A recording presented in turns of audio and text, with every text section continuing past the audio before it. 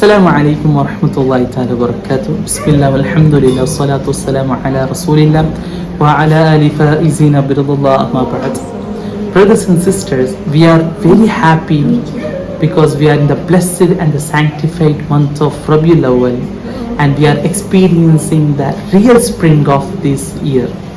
Inshallah, in this episode, I'm gonna give the brief introduction to the one of the famous and extraordinary qasida, which is authored by the Al-Imam Sharafuddin al-Muhammad al-Busiri rahimahullah.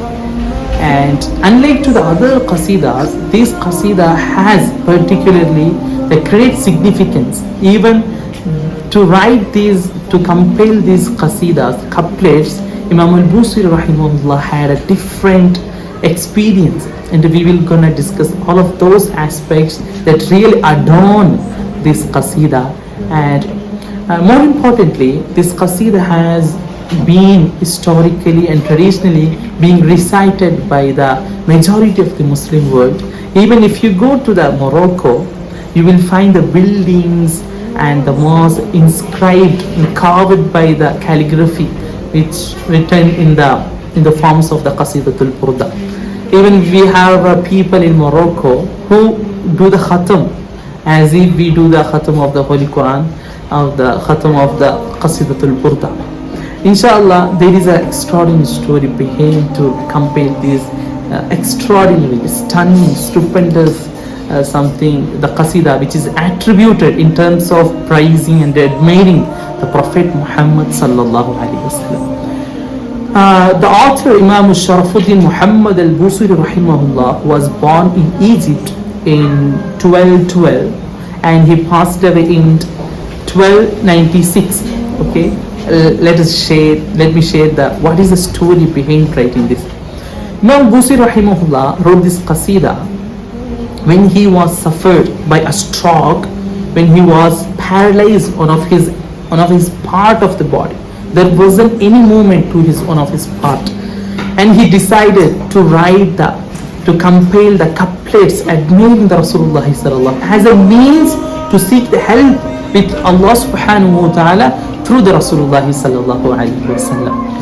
You know, as soon as he finished that night, he had a dream of the Prophet Muhammad sallallahu alayhi wasallam, in where he touched the part of the body of the Imam al-Busiri rahimahullah, and wrapped him with a mantle, with a cloth or the shawl by Rasulullah sallallahu alayhi wasallam. The very next day, when he woke up, he mesmerized and getting to know that he had a movement of one of his parts of the body which was paralyzed, and due to the blessing of the Rasulullah sallallahu alaihi wasallam. And this is the story. Then when he went outside on that day, he met a dervish, which means a holy person, a Sufi person, who was strange to the Imam al-Busiri rahimahullah. Then the dervish asked the Imam Busiri rahimahullah, could you please recite that qasida which you recited in the court of the Rasulullah sallallahu alaihi wasallam yesterday night? And the Imam Busiri rahimahullah mesmerized and asked, which qasida are you referring, O dervish? He said that which you recited yesterday. It is that the acceptance, the widely acceptance of this qasida by the Rasulullah sallallahu alaihi wasallam. This is the story behind to compile this extraordinary. The scholar accepted this qasida, and one of the beautiful qasida that describe the Rasulullah sallallahu alaihi wasallam. And there are a lot of benefits if you recite this qasida. And I personally want to say that just utilize these blessed months, try to memorize the verses by contemplating each couplet that really give the wider and vast meanings. More importantly, gradually our scholars are brought together some of the around 11 conditions in order the acceptance or the benefits of this qasida. If you want benefits by reciting this, there are conditions. If you follow the conditions, definitely we will have the benefits of the qasida. First condition is that be in wudu while reciting this. We should have wudu while we recite this, and just face the Qibla while we recite this Qasida. And we have to make sure that our pronunciation of the words are correct. That is the third one, correct pronunciation. Fourth one is that we need official ijazah from the someone who is profound, who has the connection with this Qasida, which reaches to the Imam al-Busiri rahimahullah. Then the fifth condition is to recite following durud, which is مولاي صل وسلم دائما أبدا على حبيبك خير الخلق كلهم. Before commencing, before start this, 3 times before start this qasida, and recite after each couplets. Okay, the fifth one. Sixth one is give charity before beginning or feed the poor. And the seventh one is wear clean dress. Okay, the best dress, you have to wear the best dress that you have while reciting this. And the eighth one is use fragrance, scent. Okay, that is the eighth one.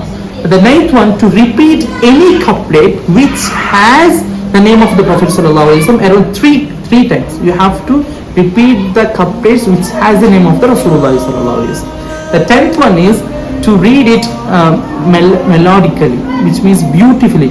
It doesn't mean that you should have the beautiful sound, melodical sound. Rather, it means that you have to recite in the best way that you can. Okay.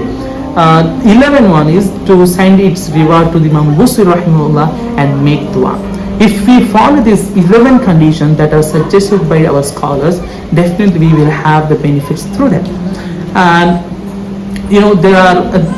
there are many intellectual approach to the Qasidatul Burdha, and it is really extraordinary once we mull over through these qasida, because if you take each couplet, this qasida contains 160 couplets.